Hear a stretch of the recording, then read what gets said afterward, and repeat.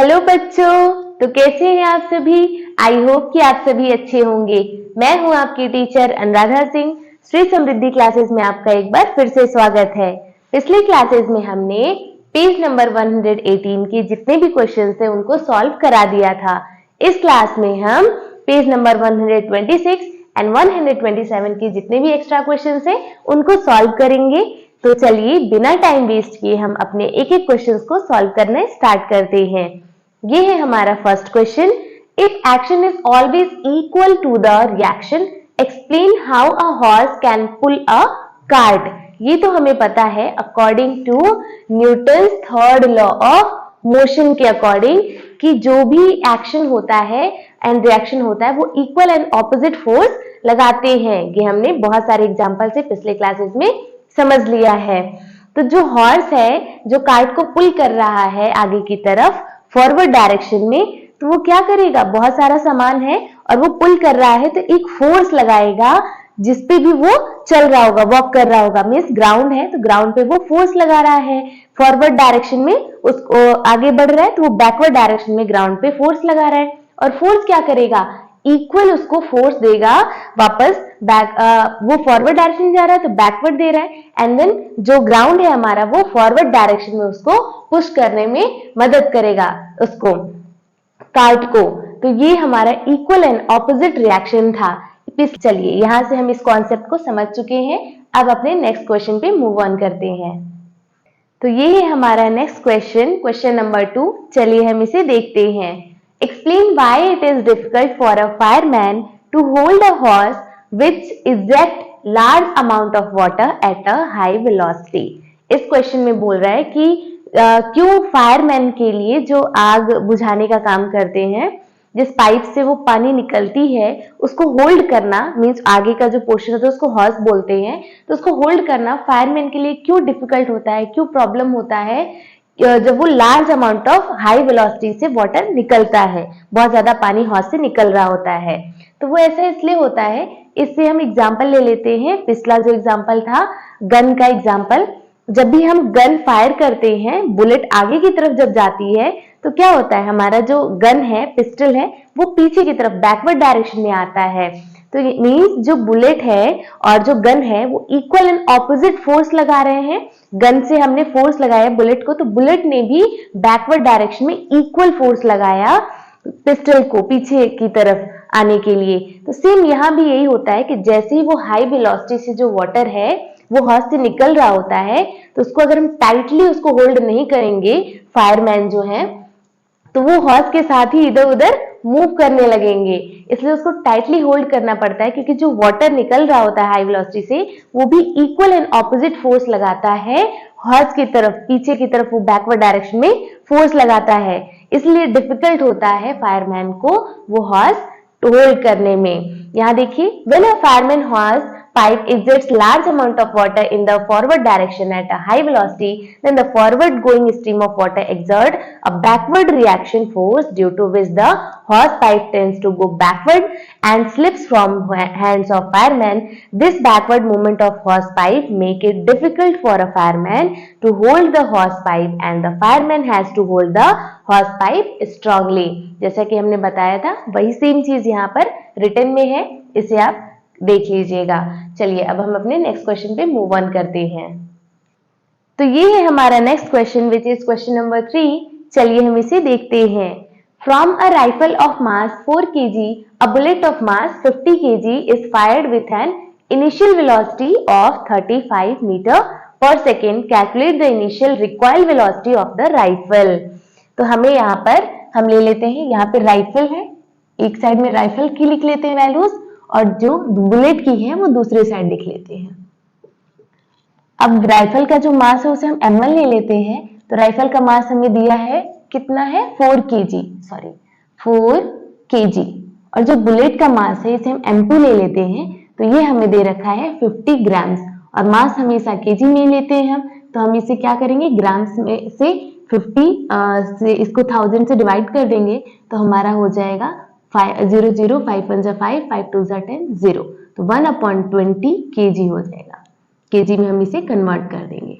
अब क्या होगा, दोनों की इनिशियल वेलोसिटी स्टार्टिंग में 0 होगा, तो u1 u2 हम 0 ले लेंगे और जो v1 है वो हमें रिक्वायर्ड वेलोसिटी जो है, यहाँ पर इनिशियल रिक्वायर्ड वेलोसिटी हमें बोल रहा है कि राइफल की कितनी होगी, तो हमें रिक्वायर्ड वेलोसिटी मींस v1 निकालना है। यहाँ पर हमें नहीं गिवन है और यहाँ पे v2 हमें दे रखा है, जो बुलेट है उसकी वेलोसिटी है 35 मीटर पर सेकेंड।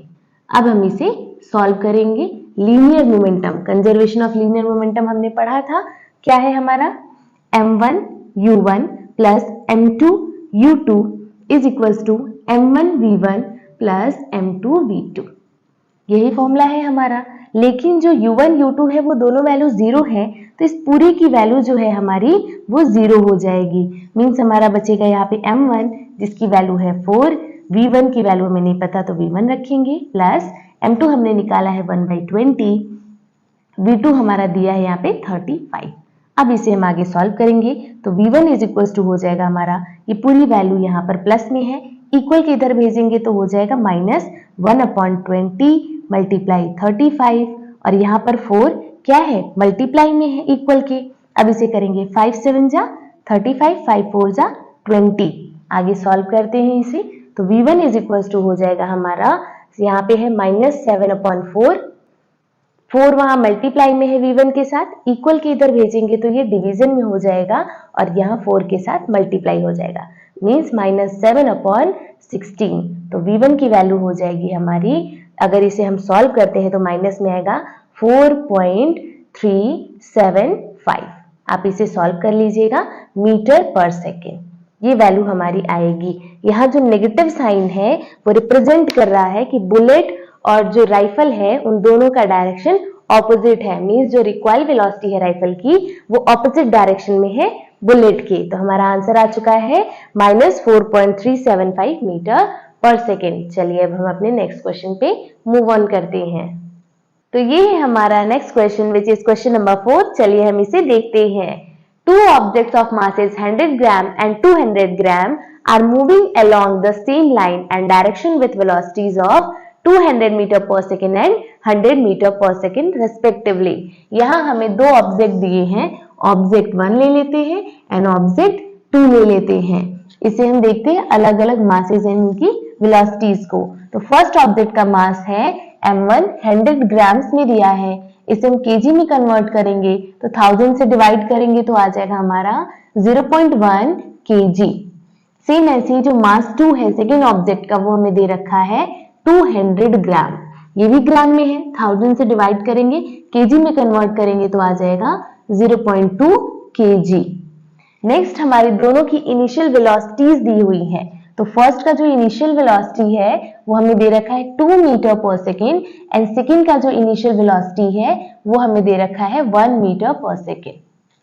नेक्स्ट जो दे रखा है they collide and after the collision, दोनों ऑब्जेक्ट आपस में कोलाइड कर रहे हैं और कोलिजन के बाद मींस कोलिजन से पहले की वेलोसिटी है इनिशियल वेलोसिटीज, कोलिजन के बाद क्या होगा the first object moves at the velocity of 1.67 metre per second. तो जो फर्स्ट ऑब्जेक्ट है उसकी वेलोसिटी है 1.67 metre per second and second हमें नहीं दिया है, determine the velocity of second object. तो कोलिजन के बाद जो सेकेंड ऑब्जेक्ट की वेलोसिटी होगी वो हमें यहाँ निकालनी है। Law of conservation of momentum का लगाते हैं हम, m1 u1 plus m2 u2 is equals to m1 v1 plus m2 v2। Initial momentum equals होता है लास्ट वाला। चलिए अब हम इसे वैल्यूज को पुट करते हैं तो ये हो जाएगा 0.1 इंटू 2 प्लस यहाँ पे है हमारा 0.2 into 1 is equals to 0.1 into v1 दिया है हमें 1.67 प्लस m2 है हमारा 0.2 इंटू v2।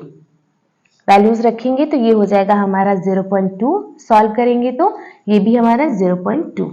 आगे इसे करेंगे तो 167, 2 नंबर बाद पॉइंट था, 1 नंबर बाद यहाँ है तो टोटल 3 नंबर बाद हम इसे पॉइंट लगा देंगे प्लस 0.2 v2। आगे करेंगे हम तो ये आ जाएगा हमारा 0.4 और यहाँ इक्वल में के इधर प्लस में है तो ये वैल्यू इधर आके माइनस हो जाएगी इसके साथ। Equal 0.2 V2। अब जब हम इसे सब्ट्रैक्ट करेंगे तो यहाँ देखिए कोई भी वैल्यूज नहीं है, यहाँ हम इसे लिख के दिखा देते हैं आपको 0.4 और यहाँ है 0.167, तो यहाँ कोई वैल्यू नहीं है तो 0 लगा देंगे और यहाँ नहीं है तो यहाँ भी 0 लगा देंगे। अब जब सब्ट्रैक्ट करेंगे तो आएगा 10 से 7 जाएगा 3, यहाँ बच जाएगा 9, 9 से जब 6 सब्ट्रैक्ट करेंगे तो आएगा 3, यहाँ बच गया 3, 3 में से 1 जाएगा 2, मीन्स 0.33 हमारा इसका आंसर होगा। तो वैल्यू पुट कर देंगे 0.233। अब इक्वल के इधर ये वैल्यू 0.2 क्या है, मल्टीप्लीकेशन में V2 के साथ, तो इक्वल के इधर आते ही वो डिवीजन में हो जाएगी वैल्यू इक्वल्स टू V2। अब यहाँ करेंगे हम, यहाँ पर इसे लिखेंगे, देखिए इसे, यहाँ पॉइंट के बाद एक नंबर है, ऊपर एक 0 बढ़ा देंगे, यहाँ पॉइंट के बाद 2 नंबर 1 2 3 नंबर था तो नीचे 3 0 बढ़ा देंगे।